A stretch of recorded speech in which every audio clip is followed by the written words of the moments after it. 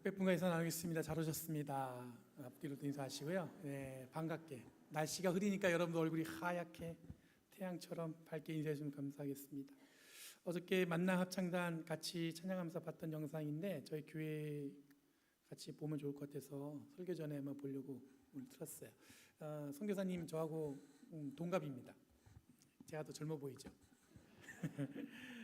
되게 열심히 사역하는 선교사님이시고 저희가 어저께 그렇게 해서 헌금을 모아서 저희가 이제 보내려고 해요. 그래서 많이 기도해 주시고 마무리하는 거 조금 남았으니까 또 후원해 주시면 아이들이 잘 그래서 교육받고 그럴 수 있을 것 같습니다.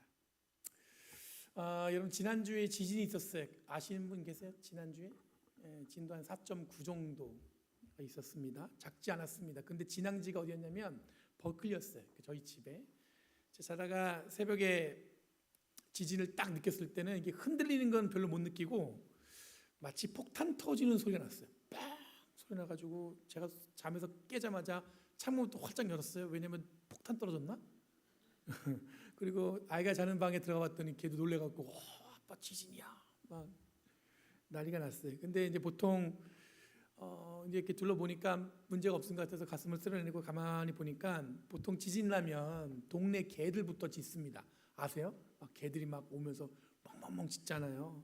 저희 집에도 강아지가 하나 있는데 걔도 제가 깰 때 정신없이 깼어요. 이게 뭐야? 이러면서 순식간이라 그런지 개들이 짖는 소리도 나지 않았고 저희 집은 이제 진동이 거의 느껴지지 않았던 것 같아요. 근데 주변에서 나눈 이야기 들어보니까 다른 지역은 꽤 큰 진동을 느끼고 물건도 떨어지고 막 그랬다는 것 같아요. 그래서 저희 집은 괜찮은 걸 보면서 이게 충격은 이 가운데부터 파동이 만들어지잖아요. 지진이. 그러니까 주변 지역으로 더 아마 더 크게 느껴진 것 같다는 생각이 들었습니다. 문득 여러분들 이런 생각도 들었어요? 한 사람의 변화는 그 사람은 크게 느끼지 못해요. 이 사람이 변했는지 그 사람은 잘 몰라요. 근데 주변에 느껴지는 것은 강할 수 있다는 생각이 들었습니다. 제가 바뀌었어? 그러면서 약간 뭔가 나한테 자극도 되고 도전도 되고. 동시에 여러분들 교회 공동체도 우리는 잘 몰라요. 우리 교회가 어떤지, 열린 교회가 어떤지 모르지만 이 교회도 주변에 미치는 영향, 우리끼리는 모르지만 주변에 미치는 영향은 크게 어떻게 파장처럼 아주 크게 멀리 나아갈 수 있겠다 이런 생각이 들었습니다.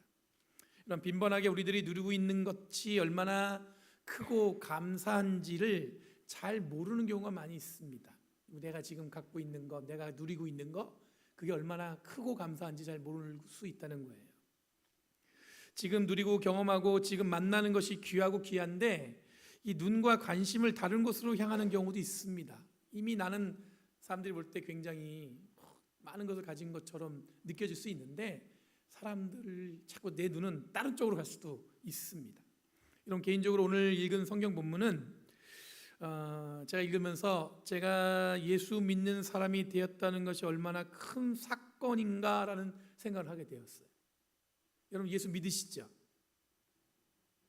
여기 나와 있는 이유는 그 이유 때문에 나온 거잖아요. 예수 믿고 예배하기 위해 오셨잖아요.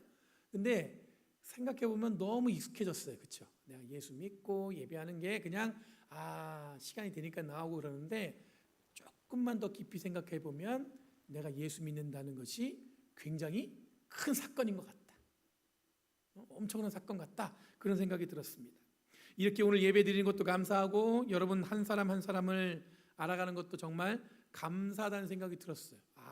내가 열린교회에서 목회하고 여러분들과 알아가는 게 정말로 귀하구나.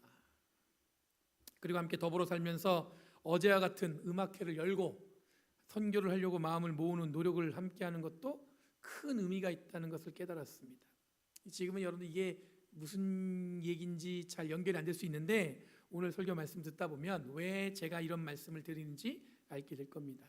그러니 마음을 모으시고 오늘 본문 한번 나눠보도록 하겠습니다. 오늘 읽은 본문은 결코 쉽지 않습니다. 내용이 복잡해서가 아닙니다. 내용은 간단하죠. 근데 그 메시지가 너무나 명확하고 직설적이기 때문에 이렇게 읽는 게 맞나 싶은 것도 있고 뭔가 숨은 뜻이 있는 거 아닐까? 뭐 숨겨져 있는 게 아닐까? 이런 생각이 들기 때문에 좀 읽다 보면은 이게 좀 어려움에 빠져요. 또 반복해서 읽다 보면 마치 거울 앞에 서서 자신의 민낯을 보는 것과 같은 불편함을 느낄 수도 있습니다. 읽다 보면 이게 내가 여기서 부자인가? 내가 나사로 같은 사람인가? 아니면 내가 이 거지 나사로 같은 사람을 모른 척하지 않았었나? 뭐 이런 불편함이 느껴질 정도로 본문은 굉장히 직설적입니다. 예수님께서 이 비유를 말씀하신 맥락을 살펴보면 앞서서 불의한 청지기 비유로 말씀하셨어요. 그러면서 재물에 대해서 어떻게 올바르게 사용하는지를 얘기하셨어요. 그리고 나서 그 말씀이 끝나고 나서 뭐라고 말씀하셨냐면 바리새인들은 돈을 좋아하는 자들이다 이렇게 얘기한단 말이에요.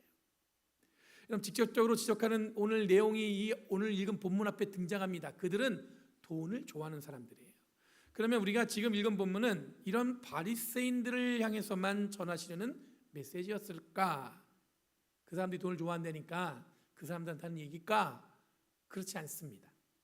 이는 모든 시대 모든 사람에게 던지는 하나님 나라의 핵심 가치에 대해서 전하고 있습니다. 그러니까 그 단순히 그 당시에 있던 그 예화에 그 등장하는 어떤 바리새인들만 대상으로 한 게 아니라 이게 어떻게 보면은 지금 온 세대를 넘어서 제너레이션 투 제너레이션 계속 넘어서 우리에게 지금까지도 전해지고 있다고 볼 수가 있습니다.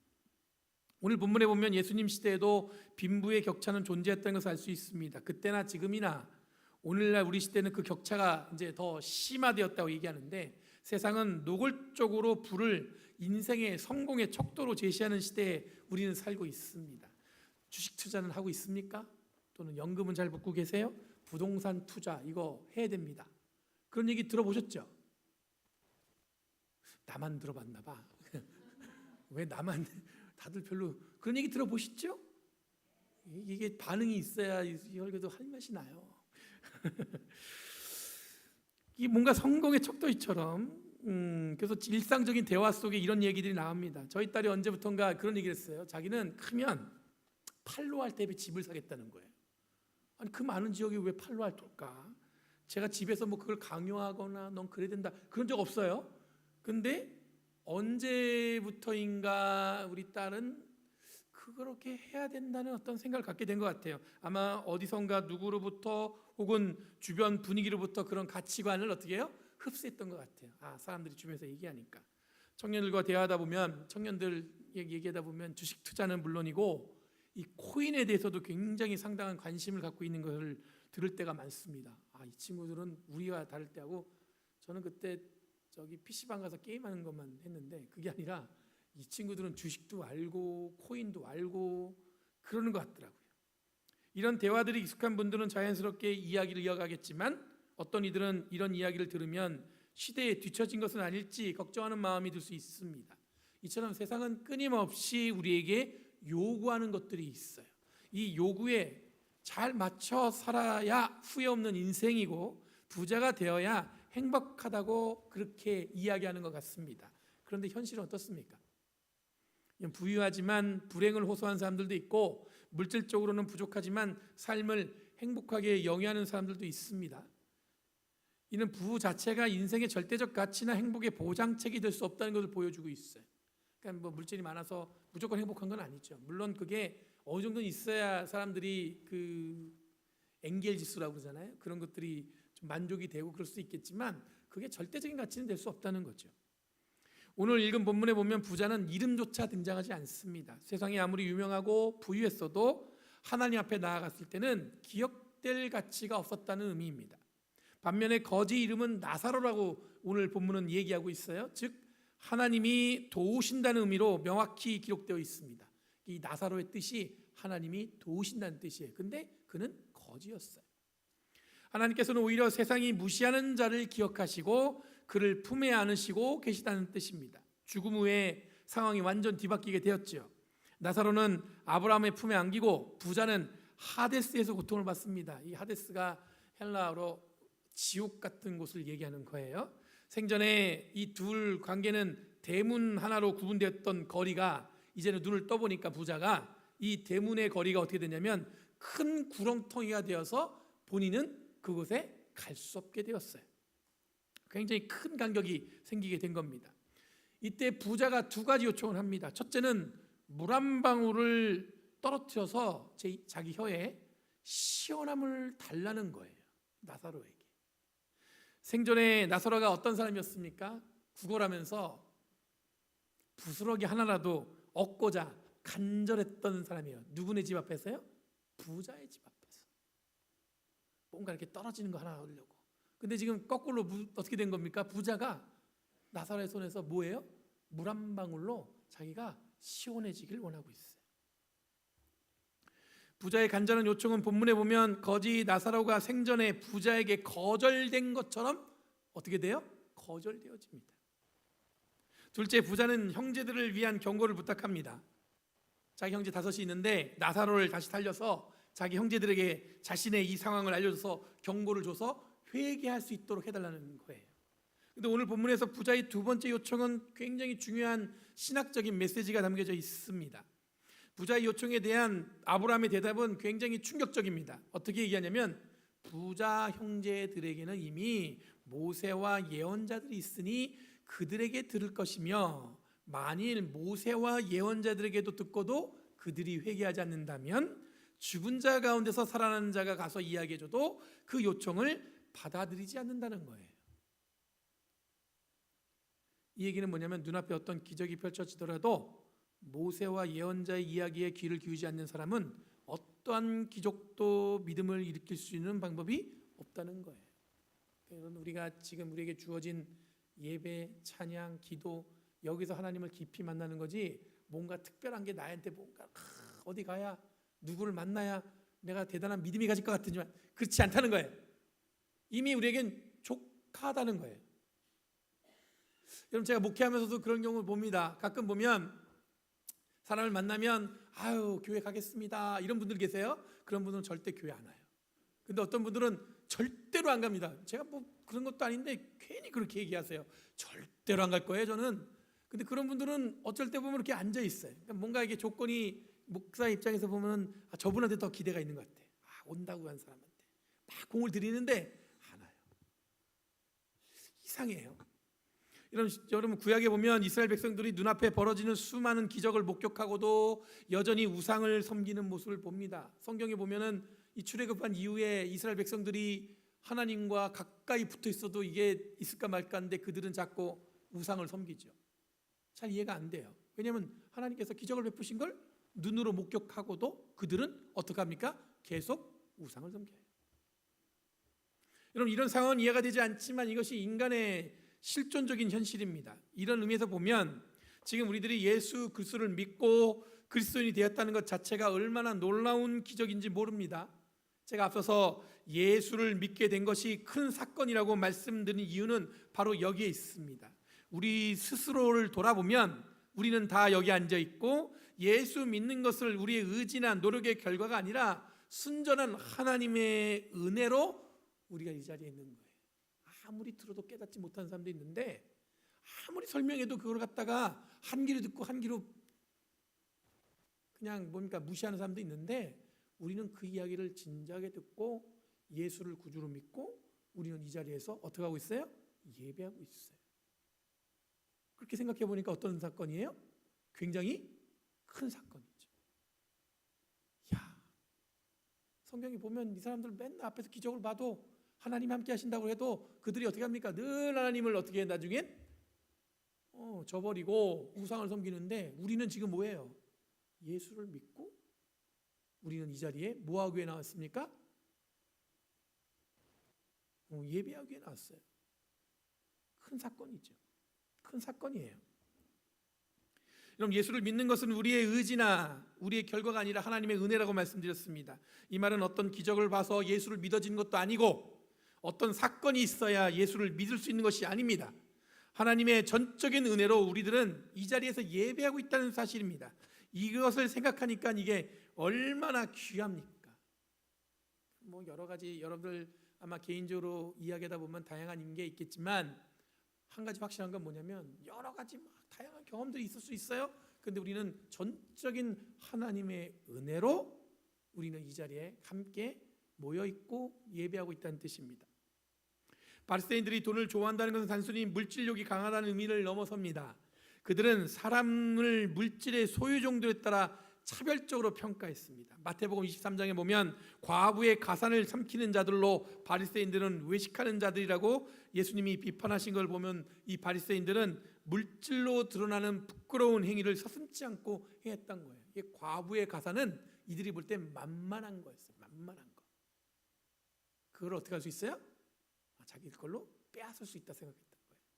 그 예수님이 그들에 대해서 지적합니다. 그러니까 이 사람들은 사람을 물질의 정도에 따라 사람을 평가하게 되고 환경에 따라 사람을 어떻게 해요? 저울질하는 그런 모습이었습니다. 단순히 물질을 사랑한 게 아니라 물질을 넘어선 인간에 대한 사람에 대한 판단을 그 물질로 기준을 했다고 볼 수가 있죠. 이는 하나님의 관점과 정반대입니다. 그들은 스스로를 가장 신실하게 하나님의 사람으로서 율법을 잘 지키는 자들이라고 자부했습니다. 하지만 정작 하나님이 무엇을 원하시는지 그 기준이 무엇인지에 대해서는 전혀 알지 못했어요. 하나님에 대해서는 잘 알지 못하는 거예요. 이게 자주 이야기 드리는 이야기인데 재미있는 이야기예요. 어느 장로님이 하나님의 부르심을 받고 천국에 갔습니다. 천국 입구에서부터 예수님이 두 팔을 벌려서 그 장로님을 웰컴, 환영했어요. 수고했다. 얼마나 감격스러워요. 천국에 가가지고 이렇게 하나님이 이렇게 예수님이 이렇게 반겨주고 안아주고 수고했다고 하니까. 그러면서 예수님께서 직접 천국을 안내해 주십니다. 쫙 돌아보는 거예요. 여기저기. 점심 때가 되니까 천국에서도 시장기가 올라왔어요. 그래서 예수님께서 말씀하시길 여기도 짜장면집이 있다. 짜장면 먹으러 가자. 그래서 앉아가지고 여기 짜장면 2그릇 시켰어요.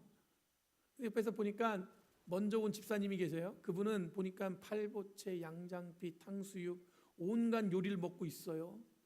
그러니까 장로님이 약간 질투가 났습니다. 아니 예수님, 저 집사는 팔보채하고 양장피하고 요리를 먹는데 왜 저는 짜장면 한 그릇입니까? 전 그래도 장로인데. 그랬더니 예수님 뭐라고 말씀하시냐면 그냥 주는 대로 먹어라. 니네 담임 목사는 배달 나갔다. 재미있는 얘기예요. 왜냐하면 뻔한 것 같은데 이게 지금 보니까 세상과 좀 다른 이야기잖아요. 그러니까 사람들은 재밌어합니다. 왜 재밌어하세요? 담임 목사가 배달 나가서 재밌어요? 왜 재밌는 거예요? 아니 그냥 우리가 생각하는 거하고 뭐가 다르다는 거예요. 이 얘기는. 그래 장로, 집사 우리는 마음대로 머릿속에 그림을 그려놨죠. 사람을 이렇게 어떻게 보면 저울질도 하고. 근데 하나님 나라는 정반대일 수 있다는 거예요. 그러니까 제가 그래서 마음에 단단히 준비하고 있어요. 전 뭐 하려고요? 배달하려고. 배달. 가면 배달해야지. 배달. 네? 여러분 뭐 뻔한 이야기 같지만 재미있는 이유는 뻔한 내용으로 전개되지 않아서입니다. 본문은 부자는 나쁘고 가난한 자는 선하다는 단순한 이분법의 이야기가 아닙니다. 단순하게 그렇게 얘기하는 게 아니에요. 핵심은 부자가 나사로를 돌보지 않았다는 점이 있습니다. 이것은 지금 바리새인들이 부자와 같은 마음으로 좋은 옷과 좋은 치장을 한 자들에게는 한없이 관대하였고 나사로와 같은 자들을 주저하지 않고 차별했다는 것을 드러내 보여주고 있습니다. 하나님이 마련한 기준은 긍휼과 돌봄, 나눔이란 점에서 생각한다면 하나님과는 정반대의 삶을 향해 이들은 힘을 썼다고 볼 수가 있습니다. 어쩌면 왜 이 이야기를 들으면서 읽으면서 나도 왜 부끄러울까 생각하냐면 나도 어쩌면 그런 적이 있지 않을까 이런 생각이 들어서 그럴 수도 있어요. 현재 우리의 삶을 점검해 볼 수 있습니다. 예전에 제가 사역하던 교회 근처에 이 재개발이 이루어졌어요. 이제 교회 근처에 막 아파트가 들어섰어요. 그러니까 교회가 막 흥분하기 시작했어요. 이제 아파트가 들어오니까 새신자들이 많이 오겠다. 한쪽에는 좋은 아파트가 들어섰고 또 다른 한쪽에는 영세민 아파트가 들어섰습니다. 그랬더니 분위기가 완전히 바뀌었어요. 그때 교회는 교회 학교 아이들 중에서 영세민 아파트 아이들이 오는 것을 진지하게 걱정하는 것을 제가 본 적이 있습니다. 전에 들은 이야기 중에는 학교 안에서도 이런 아이들을 따로 구별한다는 논의를 했다는 것에 굉장히 적잖이 놀랐습니다. 세상은 그렇다 쳐도 여러분 세상은 그렇다 쳐도 교회마저 그런 생각을 한다는 것 자체가 내가 지금 경험하고 있는 현실과 내가 믿는 예수와는 전혀 다른 모습이어서 굉장히 혼란스러운 적이 있습니다. 어른들의 이런 행위는 고스란히 아이들에게도 전달됩니다. 아이들은 어른들이 만들어 놓은 울타리에 침구를 가르고 스스로 자기들이 영세민 아파트에 살지 않는 것에 위안을 얻고 있다는 것에 교회가 함께 동조한 현실에 어찌할 바를 몰랐던 기억이 납니다. 그럼 감사와 나눔, 섬김의 가치를 가르쳐야 하는데 과연 이런 가치를 아이들이 느끼고 배울 수 있을까? 그 아이들이 뭔가 배울 수 있을까? 이런 생각과 똑같이 세상과 똑같이 교회도 헌금 액수, 교인 수, 건물 크기로 교회의 성공을 평가하고 있다는 걸 보면 한 영혼을 사랑하고 돌보는 것보다 세상이 마련한 기준에 허우적대는 교회를 보면 오늘 예수님이 말씀하신 것처럼 돈을 좋아하는 바리새인과 오늘날 교회가 다르지 않다는 것을 느낄 수밖에 없습니다. 부자와 나사로의 비유는 과거의 이야기가 아니라 지금 이 순간에 우리에게 주어진 선택의 기로일 수 있습니다. 죽음 이후에 큰 구렁텅이가 있어 돌이킬 수 없지만 우리는 지금 아직도 기회가 있습니다. 거창한 계획보다는 일상에서 작은 관심과 배려에서부터 우리는 온전한 그리스도인이라는 삶을 시작할 수가 있습니다. 세상의 성공 기준이 아니라 하나님 나라의 가치로 삶의 우선순위를 다시 설정하기 위해서는 우리는 오늘 말씀을 가감없이 지금의 우리의 삶에 적용해야 될 줄 믿습니다. 그러니 우선 지금 예수 믿고 있다는 것 자체가 가장 큰 기적임을 우리는 기억해야 합니다. 뭔가 기적이 일어나야 믿어지는 거 아니에요? 뭔가 대단한 걸 경험해야 믿어지는 것도 아니에요? 지금 여러분들은 우린 어떻게 한번 생각해 보세요. 내가 어떻게 예수를 믿게 되었지? 뭔가 큰 사건이 있었나? 뭔가 이렇게 잔잔하게 스며드는 어떤 그런 잔잔함으로 오지 않았어요? 저는 그랬던 것 같아요. 하나님이 귀에 대고 귀여나 너는 목사가 되어라 이런 얘기 들은 적 없어요. 저는 잔잔하게 적셔오는 하나님의 은혜와 사랑으로 이렇게 된 것 같아요. 하나님의 전적인 은혜로 예수 믿는 사람이 되었다는 것, 그냥 내가 잘 믿어서 그리스도인이 된 것이 아니라 하나님의 전적인 은혜로 내가 이 자리에 있다는 것, 이 말은 예수님이 원하는 삶의 방향으로 삶을 살아내도록 노력해야 된다는 것입니다. 그럼 사랑하는 성도 여러분, 하나님의 기준은 변하지 않습니다. 긍휼과 사랑, 나눔과 돌봄으로 세상과 마주하며 살아가는 것이 우리들이 살아야 할 하나님의 기준입니다. 세상이 아무리 다른 가치를 부추겨도 우리는 하나님의 기준을 붙들고 사는 존재라는 것을 기억하는 저와 여러분이 되길 간절히 바랍니다. 이런 의미에서 우리들은 함께 모여서 어제 음악회도 열었고 그 음악회를 통해서 네팔을 돕기도 하고 비록 이민자로 살아가지만 정치와 이념으로 우리를 흔들어 놓더라도 하나님이 우리에게 맡기신 가치를 돋보이기 위해서 우리는 함께 노력해야 될 줄 믿습니다. 오늘 말씀 제목 적으면서 제가 참 약간 유치한 것 같다 이런 생각이 들었어요. 그런데 가장 기본적인 삶의 원칙에 대한 이야기고 제목이란 사실을 여러분도 기억했으면 좋겠습니다. 간단하지만 명확하게 하나님의 기준 가운데서 삶을 살아갈 수 있는 그런 사람으로 살아가는 저와 여러분 되기를 간절히 바랍니다. 우리가 좀만 더 노력하면 우리는 한 발짝 더 성숙한 예수 믿는 공동체로 이 지역에서 든든히 세워질 줄 믿습니다.